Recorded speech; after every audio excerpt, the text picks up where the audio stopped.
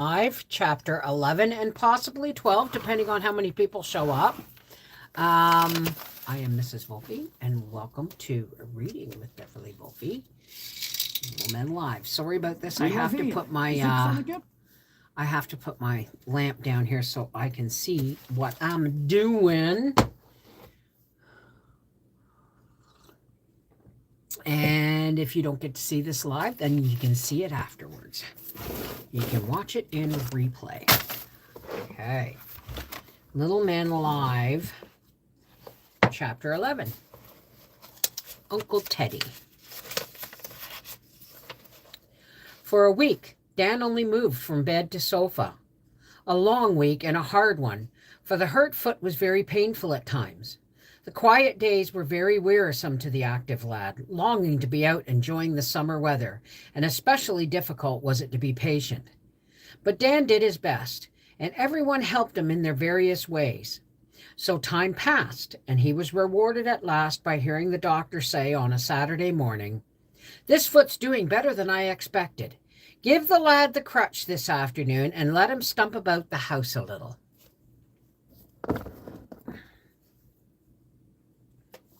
"Hooray!" shouted Nat and raced away to tell the other boys the good news. Everybody was very glad, and after dinner the whole flock assembled to behold Dan crutch himself up and down the hall a few times before he settled in the porch to hold a sort of levee. He was much pleased at the interest and the goodwill shown him, and brightened up more and more every minute. For the boys came to pay their respects, the little girls fussed about him with stools and cushions, and Teddy watched over him as if he was a frail creature unable to do anything for himself. They were still sitting and standing about the steps when a carriage stopped at the gate, and a hat was waved from it, and with a shout of, "Uncle Teddy! Uncle Teddy!" Rob scampered down the avenue as fast as his short legs would carry him. All the boys but Dan ran after him to see who should be the first to open the gate, and in a moment the carriage drove up with boys swarming all over it, while Uncle Teddy sat laughing in the midst with his little daughter on his knee. "Stop the triumphal car and let Jupiter descend," he said, jumping out, and ran up the steps to meet Mrs. Bear, who stood smiling and clapping her hands like a girl. "How goes it, Teddy?" "All right, Joe."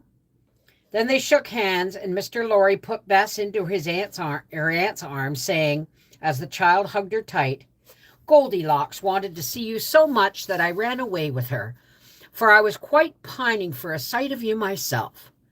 We want to play with your boys for an hour or so, and to see how the old woman who lived in a shoe had so many children she didn't know what to do is getting on." "I'm so glad." "Play away and don't get into mischief," answered Mrs. Joe, as the lads crowded around the pretty child, admiring her golden hair, dainty dress, and lofty ways, for the little princess, as they called her, allowed no one to kiss her, but sat smiling down upon them and graciously patting their heads with little white hands. They all adored her, especially Rob, who considered her a sort of doll, and dared not touch her lest she should break, but worshipped her at a respectful distance, made happy by an occasional mark of favor from her little highness. As she immediately demanded to see Daisy's kitchen, she was borne off by Mrs. Joe with a train of small boys following. The others, all but Nat and Demi, ran away to the menagerie and to the gardens to have all in order for when Mr. Lorry always took a general survey and looked disappointed if things were not flourishing. Standing on the steps, he turned to Dan, saying like an old acquaintance, though he had only seen him once or twice before, "How's the foot?" "Better, sir." "Rather tired of the house, aren't you?" "Guess I am," and Dan's eyes roved away to the green hills and woods where he longed to be. "Suppose we take a little turn before the others come back. That big easy carriage will be safe and comfortable, and a breath of fresh air will do you good. Get a cushion and a shawl, Demi, and let's carry Dan off." The boys thought it a capital joke, and Dan looked delighted, but asked with unexpected burst of virtue, "Will Mrs. Bear like it?"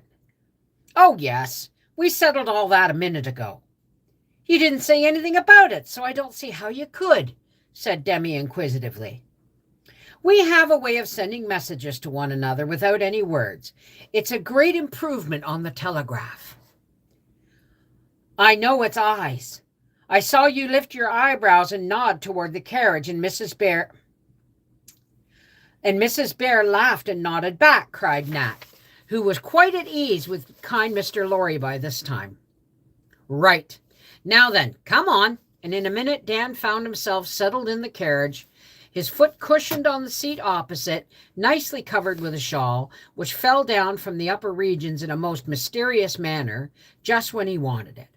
Demi climbed up to the box beside Peter, the black coachman.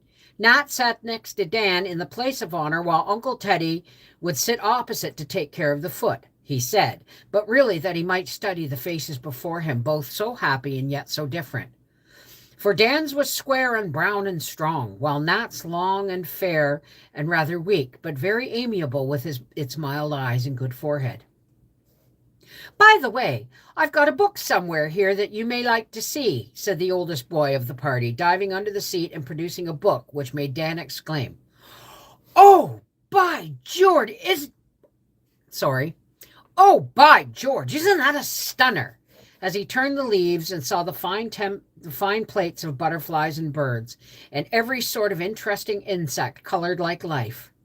He was so charmed that he forgot his thanks, but Mr. Lorry did not mind and was quite satisfied to see the boy's eager delight and hear his exclamations over certain old friends as he came to them. Nat leaned on his shoulder to look, and Demi turned his back to the horses and let his feet dangle inside the carriage so that he might join in the conversation. When they got among the beetles, Mr. Lorry took a curious little object out of his vest pocket and, laying it in the palm of his hand, said, There's a beetle that is thousands of years old. And then, while the lads examined the queer stone bug that looked so old and gray, he told them how it came out of the wrappings of a mummy after lying for ages in a famous tomb. Finding them interested, he went on to tell about the Egyptians and the strange and splendid ruins they have left behind the Nile, and how he sailed up the mighty river with the handsome dark men to work his boat, how he shot alligators and saw wonderful beasts and birds, and afterwards crossed the desert on a camel. I've ridden a camel. Who pitched him about like a ship in a storm. Uncle Teddy tells stories most as well as Grandpa, said Demi, approvingly, when the tale was done and the boy's eyes asked for more. Thank you, said Mr. Lorry, quite soberly, for he considered Demi's praise worth having, for children are good critics in such case, and to suit them is an accomplishment that anyone may be proud of. Here's another trifle or two that I tucked into my pocket as I was turning over my traps to see if I had anything that would amuse Dan, said Uncle Teddy, produced a fine arrowhead and a string of wampum. Oh, tell about the Indians, cried Demi, who was fond of playing wigwam. Dan knows lots about them, added Nat. More than I do, I dare say. Tell us something, and Mr. Lorry looked as interested as the other two. Mr. Hyde told me he's been among them and can talk their talk, and likes them, began Dan, flattered by their attention, but rather embarrassed by having a grown-up listener. What is wampum for? Asked curious Demi from his perch. The others asked questions likewise, and before he knew it, Dan was reeling off all that Mr. Hyde had told him as they sailed down the river a few weeks before. Mr. Lorry listened well, but found the boy more interesting than the Indians, for Mrs. Joe had told him about Dan, and he rather took a fancy to the wild lad, who ran away as he himself had often longed to do, and who was slowly getting tamed by pain and patience. I've been thinking that it would be a good plan for you fellows to have a museum of your own, a place in which to collect all the curious and interesting things that you find and make and have given you. Mrs. Joe is too kind to complain, but it is rather hard on her for her to have the house littered up with all sorts of rattle traps, half-pint or door bugs in some of her best vases, for instance. A couple of dead bats nailed up in her back entry, wasp nests tumbling down on people's heads, and stones lying around everywhere. Enough to pave the avenue. There are not many women who would stand that sort of thing now, are there? As Mr. Lorry spoke with a merry look in his eyes, the boys laughed and nudged one another, for it was evident that someone had told tales out of school, else how could he know of the existence of these inconvenient treasures? "Where can we put them, then?" said Demi, crossing his legs and leaning down to argue the question. "In the old carriage house." "But it leaks, and there isn't any window nor any place to put things, and it's all dust and cobwebs," began Nat. "Wait till Gibbs and I have touched it up a bit, and then see how we like it. Then see how you like it. He is to come over on Monday and get it ready. Then next Saturday I shall come out and we'll fix it up and make the beginning at least of a fine little museum." God, see, this is how children should have been taught, right? Everyone can bring his things and have a place for them, and Dan is to be the head man, because he knows most about such matters, and it will be quiet, pleasant work for him that he can't knock about much. "Won't that be jolly?" cried Nat, while Dan smiled all over his face and had not a word to say but hugged his book, and looked at Mr. Lorry as if he thought him one of the greatest public benefactors that ever blessed the world. Oh, I'm not feeling good. "Shall I go round again, sir?" asked Peter as they came to the gate after 2 slow turns about the half-mile triangle. "No, we must be prudent, else we can't come again. I must go over the premises and take a look at the carriage house and have a little talk with Mrs. Joe before I go." And having deposited Dan on his sofa to rest and enjoy his book, Uncle Teddy went off to have a frolic with the lads who were ranging about the place in search of him. Leaving the little girls to mess upstairs, Mrs. Bear sat down by Dan and listened to his eager account of the drive till the flock returned, dusty, warm, and much excited by the news about the museum, which everyone considered the most brilliant idea of the age. This is all before like TVs and radios and stuff, right?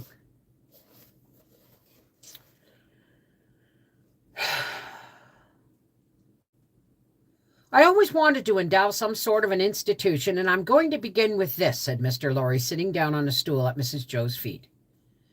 "You have endowed one already. What do you call this?" And Mrs. Joe pointed to the happy-faced lads who camped on the floor around him. "I call it a very promising bear garden, and I'm proud to be a member of it. Did you know I was the head boy in this school?" he asked, turning to Dan and changing the subject skillfully, for he hated to be thanked for the generous things he did. "I know Franz was," answered Dan, wondering what that man meant. "Oh, no, dear, no. I'm the first boy Mrs. Joe ever had to take care of, and I was such a bad one that she isn't done with me yet, though she has been working at me for years and years. She began early, you see, poor thing. She was only 15 when she took on me, and I led her such a life. It's a wonder she isn't wrinkled and gray and quite worn out." And Mr. Lorry looked up at her laughing. "Don't, Teddy. I won't have you abuse yourself so," said Mrs. Joe. And Mrs. Joe stroked the curly black head at the knee affectionately as ever, for in spite of everything, Teddy was still her boy. "If it hadn't been for you, there never would have been a Plumfield. It was my success with you, sir, that gave me the courage to try my new plan. So the boys may thank you for it and name the new institution the Lawrence Museum in honor of its founder. Won't we, boys?" she added, looking very like the lively Joe of old times. We will, shouted the boys, throwing up their hats, for though they had taken them off on entering the house according to the rule, they had been in too much of a hurry to hang them up. "I'm as hungry as a bear. Can't I have a cookie?" asked Mr. Lorry, when the shout subsided and he had expressed his thanks in a splendid bow. "Trot out and ask Asia for the gingerbread box, Demi. And it isn't in order to eat between meals, but on this joyful occasion we won't mind and have a cookie all round," said Mrs. Joe. And the box came, and she dealt them out with a liberal hand, everyone munching away in a social circle. Suddenly, in the midst of a bite, Mr. Lorry cried out, "Bless my heart, I forgot Grandma's bundle." and running out to the carriage, returned with an interesting white parcel, which, being opened, disclosed a choice collection of beasts, birds, and pretty things cut out of crispy, sugary cake and baked a lovely brown. There's one for each, and a letter to tell you which is whose. Grandma and Hannah made them, and I tremble to think what would have happened to me if I had forgotten to leave them. Then, amid much laughing and fun, the cakes were distributed. A fish for Dan, a fiddle for Nat, a book for Demi, a money for Tommy, a flower for Daisy, a hoop for Nan, and who had driven twice around the triangle without stopping, a star for Emil, who put on airs because he studied astronomy, and best of all, an omnibus for Franz, whose great delight was to drive the family bus. Stuffy got a fat pig, and little folks had birds and cats and rabbits with black currant eyes. Now, they're probably tea cakes, like Welsh tea cakes, more like a shortbread than a cake. Now I must go. Where is my Goldilocks? Mama will come flying to get her if I'm not back early, said Uncle Teddy. When the last crumb had vanished, which it speedily did, you may be sure. The young lads had gone into the garden, and while they waited till Franz looked them up, Joe and Laurie stood at the door talking together. How does little Giddy-Gaddy come on? He asked, for Nan's pranks amused him very much, and he was never tired of teasing Joe about her. Nicely. She's getting quite mannerly and begins to see the error of her wild ways. Don't the boys encourage her in them? Yes, but I keep talking, and lately she has improved much. You saw how prettily she shook hands with you and how gentle she was with Bess. Daisy's example has its effect on her, and I'm quite sure that a few months will work wonders. Here Mrs. Joe's remarks were cut short by the appearance of Nan tearing around the corner at a breakneck pace, driving a mettlesome team of 4 boys, and followed by Daisy trundling Bess in a wheelbarrow. Hat off, hair flying, whip cracking, and barrel bumping, they came up in a cloud of dust, looking as wild as a set of little hoydens as one would wish to see. So these are all the model children, are they? It's lucky I didn't bring Mrs. Curtis out to see your school for the cultivation of morals and manners. She would never have recovered from the shock of this spectacle, said Mr. Lorry, laughing at Mrs. Joe's premature rejoicing over Nan's improvement. Laugh away. I'll succeed yet, as you used to say at college, quoting some professor. Though the experiment has failed, the principle remains the same, said Mrs. Bear, joining in the merriment. I'm afraid Nan's example is taking effect upon Daisy instead of the other way. Look at my little princess. She's utterly forgotten her dignity and is screaming like the rest. Young ladies, what does this mean? And Mr. Lorry rescued his small daughter from impending destruction, for the 4 horses were champing at their bits and curveting madly all about her as she sat brandishing a great whip in both hands. We're having a race, and I beat, shouted Nan. I could have run faster, only I was afraid of spilling Bess, screamed Daisy. Hi, go along, cried the princess, giving such a flourish with her whip that the horses ran away and were seen no more.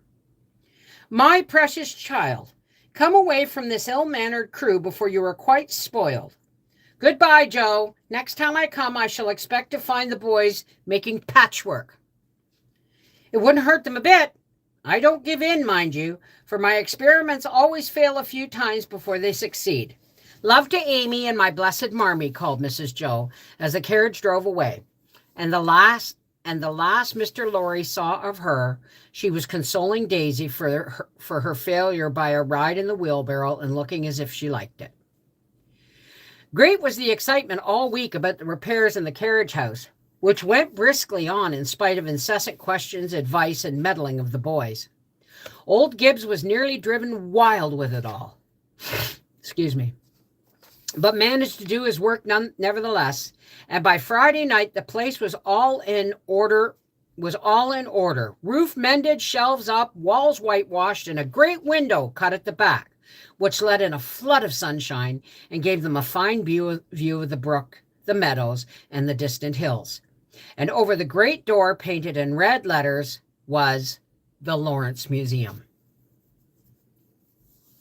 All Saturday morning, the boys were planning, how it should be furnished with their spoils, and when Mr. Lorry arrived, bringing an aquarium which Mrs. Amy had said she was tired of, their rapture was great. The afternoon was spent in arranging things, and when the running and lugging and hammering was over, the ladies were invited to behold the institution. It certainly was a pleasant place, airy, clean, and bright. A hop vine shook its green bells around the open window. The pretty aquarium stood in the middle of the room with some delicate water plants rising above the water. A goldfish showing their brightness as they floated to and fro below.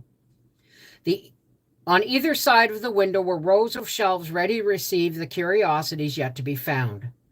Dan's tall cabinet stood before the great door, which was fastened up, while the small door was to be used.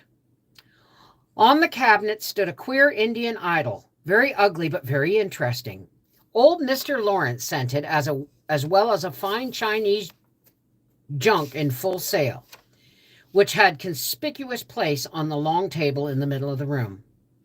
Above, swinging in a loop and looking as if she was alive, hung Polly, who died at an advanced age and had been carefully stuffed, and was no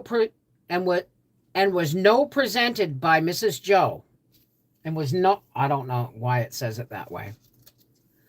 The walls were decorated with all sorts of things: a snake skin, a big wasp nest, a birch bark canoe, excuse me, a string of birds' eggs, wreaths of gray moss from the south, and a bunch of cotton pods. The dead bats had a place also, a large turtle shell and an ostrich egg proudly presented by Demi, who volunteered to explain these rare curiosities to guests whenever they liked. There were so many stones that it was impossible to accept them all, so only a few of the very best were arranged among the shelves on the shelves. The rest were piled up in corners to be examined by Dan at his leisure. Everyone was eager to give something, even Silas, who sent home for a stuffed wild cat killed in his youth. It was a rather moth-eaten and shabby, but on a high bracket and best side foremost, the effect was fine, for the yellow glass eyes glared and the mouth snarled so naturally that Teddy shook in his little shoes at the sight of it when he came bringing his most cherished treasure, one cocoon to lay upon the shrine of science. Isn't it beautiful? I had no idea we had so many curious things. I gave that. Don't it look well? We might take a lot by charging something for letting folks see it. Jack added that last suggestion to the general chatter that went on as the family viewed the room. This is a free museum, and if there's any speculating on it, I'll paint out the name over the door, said Mr. Lorry, turning so quickly that Jack wished he had held his tongue. Hear, hear, cried Mr. Bear. Speech, speech, cried Mrs. Joe. Can't, I'm too bashful. You give him a lecture yourself, you're used to it, Mr. Lorry answered, retreating toward the window, meaning to escape. But she held him fast and said, laughing, as she looked at the dozen pairs of dirty hands about her, if I lecture, it would be on the chemical and cleansing properties of soap. Come now, as the founder of the institution, you really ought to give us a few moral remarks, and we will applaud you tremendously. Seeing that there was no way of escaping, Mr. Lorry looked up at Polly, hanging overhead, seemed to find inspiration in the brilliant old bird, and sitting down upon the table, said in his pleasant way, there is one thing I'd like to suggest, boys, and that is, I want you to get some good as well as much pleasure out of this. Just putting curious or pretty things here won't do it. So suppose you read up about them so that when anybody asks questions, you can answer them and understand the matter. I used to like things myself and should enjoy hearing about them now, for I've forgotten all I once knew. It wasn't much, was it, Joe? Here's Dan now, full of stories about birds and bugs and so on. Let him take care of the museum, and once a week, the rest of you take turns to read a composition or to tell of some animal, mineral, or vegetable. We should all like that, and I think it would put considerable useful knowledge into our heads. What do you think? What do you say, Professor? I like it much, and will give the lads all the help I can. But they will need books to read up in these new subjects, and we have not many, I fear, began Mr. Bear, looking much pleased, planning many fine lectures on geology, which he liked. We should have a library for the special purpose. Is that a useful sort of book, Dan? Asked Mr. Lorry, pointing to the volume that lay open by the cabinet. Oh, yes. It tells all I want about insects. I had it here to see how to fix the butterflies right. I covered it so it's not hurt, and Dan caught it up, fearing the lender might think him careless. Give it here a minute. And pulling out his pencil, Mr. Lorry wrote Dan's name in it, saying that he set the book on one corner of the shelves where nothing stood but a stuffed bird without a tail. There. That is the beginning of the museum library. I'll hunt up some more books, and Demi shall keep them in order. Where are those jolly little books we used to read, Joe? Insect Architecture or some other name, all about ants having battles and bees having queens and crickets eating holes in our clothes and stealing milk and larks of that sort. In the garret at home. I'll have them sent out, and we'll plunge into natural history with a will, said Mrs. Joe, ready for anything. Won't it be hard to write about such things? Asked Nat, who hated compositions. At first, perhaps. But you will soon like it. If you think that hard, how would you like to have this subject given to you, as it was to a girl of 13? A conversation between Themistocles, Aristides, and Pericles, on the proposed appropriation of funds of the Confederacy of Delos for the ornamentation of Athens, said Mrs. Joe. The boys groaned at the mere sound of the long names, and the gentlemen laughed at the absurdity of the lesson. Did she write it? Asked Demi in an awe-stricken tone. Yes, but you can imagine what a piece of work she made of it, though. She was a rather bright child. I'd like to have seen it, said Mr. Bear. Perhaps I can find it for you. I went to school with her, and Mrs. Joe looked so wicked that everyone knew who the little girl was. Hearing of this fearful subject of a composition quite reconciled the boys to the thought of writing about familiar things. Wednesday afternoon was appointed for lectures, and as they preferred to call them, for some chose to talk instead of write. Mr. Bear promised a portfolio in which the written productions could be kept, and Mrs. Bear said she would attend the course with great pleasure. Then the dirty-handed society went off to wash, followed by the professor, trying to calm the anxiety of Rob, who had been told by Tommy that all water was full of invisible pollywogs. Germs. I like your plan very much, only don't be too generous, Teddy, said Mrs. Bear when they were left alone. You know most of the boys have got to paddle their own canoes when they leave us, and too much sitting in the lap of luxury will be unfit for them. I'll be moderate, but do let me amuse myself. I get desperately tired of business sometimes, and nothing freshens me up like a good frolic with your boys. I like that Dan very much, Joe. He isn't demonstrative, but he has the eye of a hawk, and when you have tamed him a little, he will do you credit. I'm so glad you think so. Thank you very much for your kindness to him, especially for this museum affair. It will keep him happy while he's lame, give me a chance to soften and smooth this poor rough lad and make him love us. What did inspire you with such a beautiful, helpful idea, Teddy? Asked Mrs. Bear, glancing back at the pleasant room as she turned to leave it. Laurie took both her hands in his and answered with a look that made her eyes fill with happy tears. Dear Joe, I have known what it is to be a motherless boy, and I can never forget how much you and yours have done for me all these years. Anybody here? Should I read chapter 12? Let me see how long it is. Oh, it's quite a long one. Ooh. Yeah. Maybe we'll save this one for tomorrow night, guys. This one is really, really long. Yeah, chapter 12 is really, really long. And I have not seen any chat.